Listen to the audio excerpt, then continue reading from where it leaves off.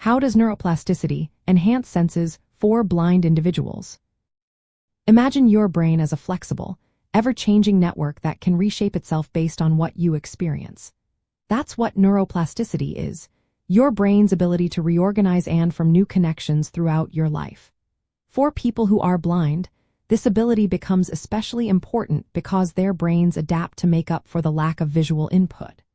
When someone is born blind or loses their sight early, their brain doesn't just leave the visual areas unused. Instead, these areas are repurposed to help process other senses like hearing and touch. This process is called cross-modal neuroplasticity. Scientists have used advanced brain imaging to see that in blind individuals, the part of the brain usually dedicated to vision becomes active during sound and touch tasks. For example, when a blind person listens to music or environmental sounds, the brain regions that would normally interpret visual information now assist in understanding what they hear. Similarly, when they read Braille, the visual cortex is involved in processing tactile information. This reorganization makes their senses sharper and more refined.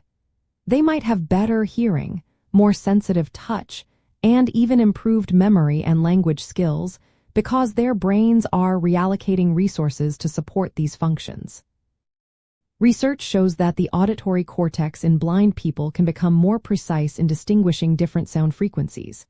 They might also be better at tracking moving sounds, like footsteps or cars passing by, because the brain areas that normally track moving objects in sighted people are now helping process auditory movement.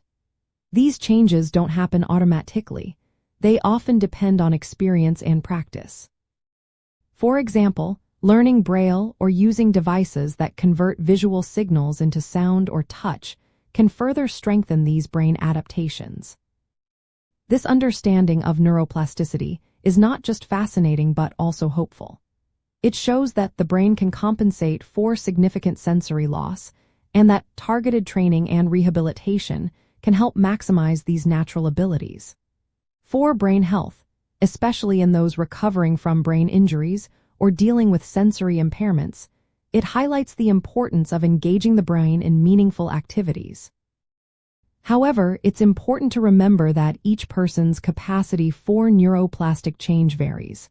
Factors like age, the extent of sensory loss, and access to supportive therapies all influence outcomes. In essence, neuroplasticity allows the brains of blind individuals to reorganize and enhance their remaining senses by rerouting unused visual areas to process sounds and touch.